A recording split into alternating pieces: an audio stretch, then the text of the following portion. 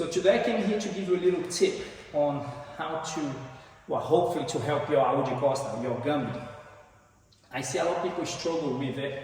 So this is one of the techniques that I developed to help.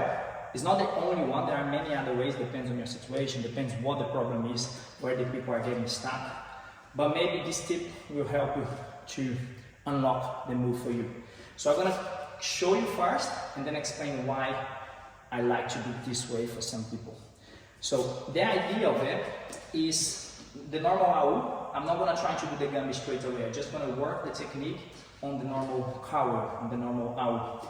So I'm gonna place my hands and I'm gonna rotate the second hand all the way around before I touch the ground. So normal Aú, I don't try to arch or anything like that, even though that might push you to arch a little bit. So just keep rotating the hand all the way around. So get as close as you can to the floor. You can even start with the hand on the floor already, if it's less scary. So you can place the hand, and what I want you to do is, as I keep the leg, I rotate my hand. So I place the hand here, and as I keep the leg, I rotate my hand. Of course, it takes time to get used to it, so practice like this. You can do it from the top as well. So as I place my hand, I rotate, and as I place my hand, I rotate the arm. Now let's introduce that into the Gambi. I'm not going to break down the Gambi step by step. I already have that tutorial, you can check on YouTube, or I can place the link here on the description so you guys can check it out. So this is just this tip of the arm that I'm trying to focus on. So the idea of the Gambi is, if I'm going to my right, this is my center leg, this is the line where I have to cross to make it arch. So I have two options. I can either bring my hand further forward, which makes me arch, or I can bring my leg and let my leg swing past this leg, which is my center leg, further. The more the leg goes and the more the hand goes, the more the arch is. You can do just one, the hand or just the arm, or both. Ideally, both is better. So you don't need to go too much on the hand or too much on the leg, because the more you go, it becomes scary. But either way, I want you to focus on this now. So I'm going to quickly show you the Gambi with the technique so you can understand. So sideways, I like to bring the leg forward to swing and generate the momentum.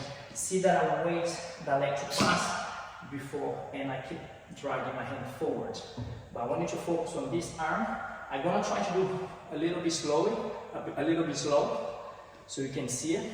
But obviously when you go for it, you don't need to do this slow. So I'm going to pass, place my hand, and rotate my arm.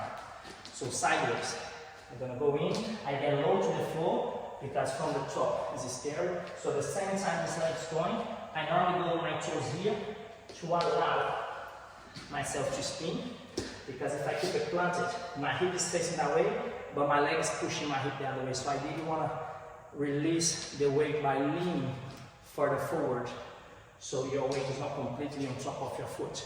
So I go here, as I lean, I drag, and this hand almost generates the same moment or the same time as this leg. So I'm going to go here and arch. Yeah. If I'm going the other way, we do the same thing. So I go forward, drag the head, and rotate the hand. If I go sideways, I think it's better for you to see it. So I place my hand and look at this hand following this movement around. Okay, now let me tell you why I do this. The idea of the Gambi is keep moving, because as soon as I stop, either moving my leg or creating the momentum going forward, I stop, and then there is nothing dragging me to land on the other side. So I lose momentum, therefore I land halfway through. Thank God we're close to the floor, so your hands are already on the floor, so not a big drop, but puts you off. And the other thing as well, a lot of people keep their hands in front of them, which this leg is trying to go around, but this hand is almost blocking my way.